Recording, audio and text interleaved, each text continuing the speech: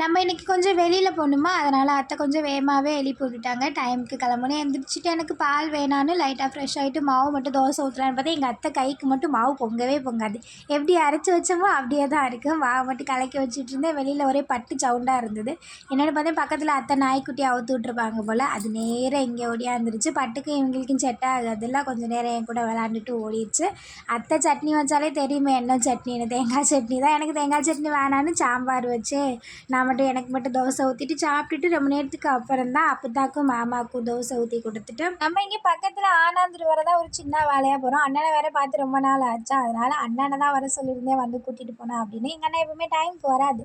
அதனால் நான் கொஞ்சம் அசால்ட்டாக தான் கிளம்புனேன். கிளம்பி முடிச்சுட்டு எல்லாமே எடுத்து வச்சுட்டு கொஞ்சம் பழமும் தண்ணி மட்டும் எடுத்துகிட்டேன். வர டைம் ஆகிடுச்சுன்னா பசிக்கும்ல அப்படின்னு ஹேண்ட்பேக் எடுத்துகிட்டு வெளியில் வந்தேன். கரெக்டாக அண்ணன் வந்து நின்றுச்சு. எனக்கு ஒரு அதிசயம், எங்கள் அண்ணன் டைமுக்கு இன்றைக்கி வந்துருச்சு அப்படின்னு. ஆனால் எங்கள் அண்ணனும் பேச ஆரம்பித்து அடுத்தவங்களை பற்றி புறணி தான் அதிகமாக பேசுவோம். அப்படி பேசிகிட்டே போயிட்டு வர வேண்டியது தான். இன்றைக்கி நம்ம ஃபேமிலியில் நகுலேஷ், அர்ச்சனா, குரு பிரகாஷ், சனியாஸ்ரீ, பார்த்திபன், ராஜாஸ்ரீ அவங்களுக்கு இனிய பிறந்தநாள் நல்வாழ்த்துக்கள். பாய்.